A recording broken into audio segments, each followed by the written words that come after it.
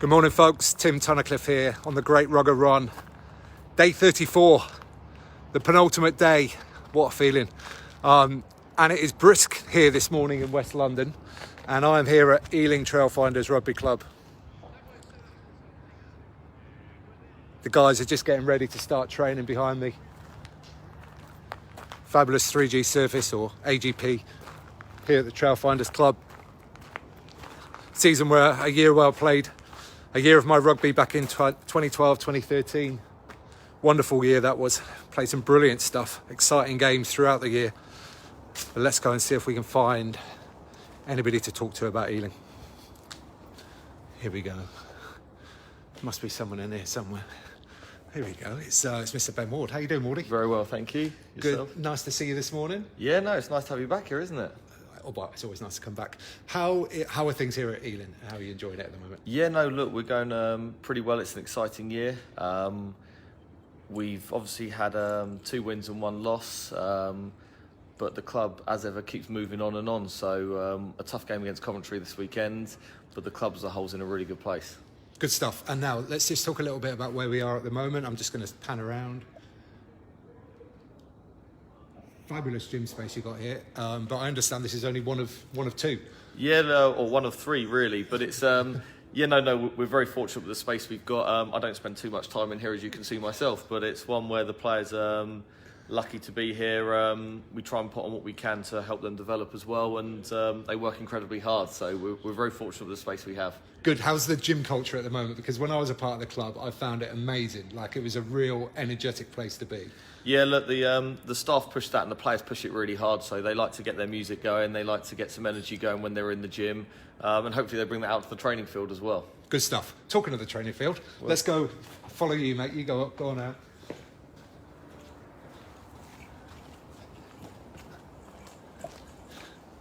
out. Now, the pitch, I understand, has been relayed, is that right? The pitch will be relayed next year, yes. We've had it now for about, it'll be coming up to 8 to 10 years. So the artificial surface has done really well.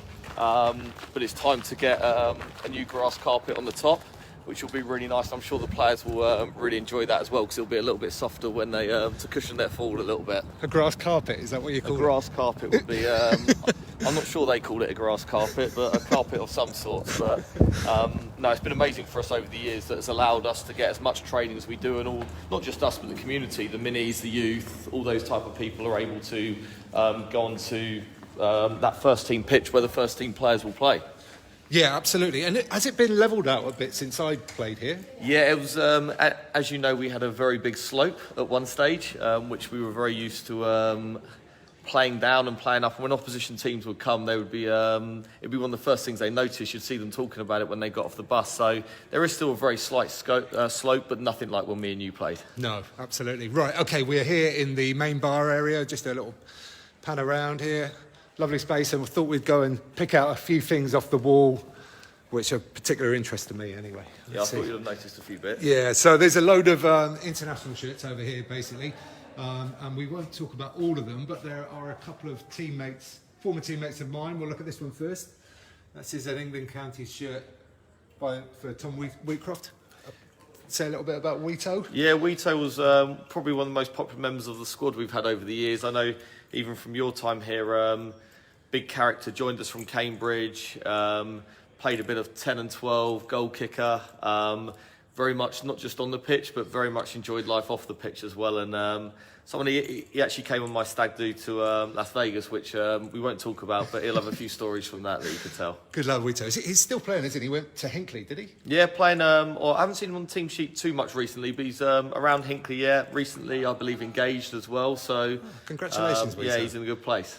Good man. And he had the worst towel in the history of rugby, I think. It looked like he got out of his grand's closet or something. It was terrible. Anyway, and another one up here, quite often played in the centre with Wheato, actually, during my year here. Ronnie McLean-Dents, USA shirt. Yeah, he was, to be fair, he's still someone that I really miss now in terms of he's playing for Richmond still, and he's a brilliant player. He was brilliant to play with, could play 12 or 13, especially for myself. He was someone that, especially for myself and Wheato, he brought the physicality to that midfield that we certainly didn't bring. But quality player, again, another another good guy off the pitch. Would always enjoy a bus trip back and a social. Normally tell us that he's not coming out and having a few drinks, and by the end of it, you've normally tried to twist his arm and it's normally worked. Good stuff. Good lads, both of them. Okay, let's go and have a look at something over here, because there's a quite remarkable piece of memorabilia and stat. This is, I'm going to read it out. It's Ealing Trailfinders Minis and Youth, Ireland 2003, and it's a Guinness World Record for the largest rugby tour. 264 players and coaches. Yeah, so the year before I joined the club, this was. It's something that the club, I guess we still pride ourselves very much on, as well as the professional side, but the community side.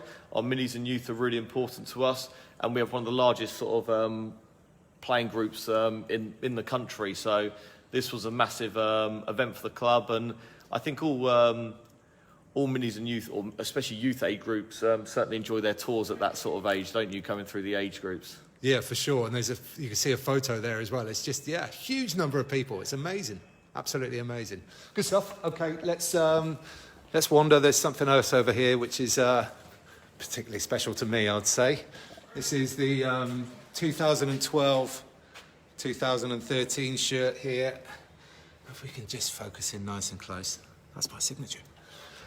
So this was the year I was here, Wardy. Just say a little bit about the kind of type of rugby we played that year. Yeah, so don't get me wrong, it's always nice when you're winning, and when we were lucky we won a lot of games, but it was just a tight bunch of lads. It was one where it's certainly, you're not just playing, I guess now it's a professional group and it's a job, but for us, we all had different jobs. We all turned up because we wanted to for each other.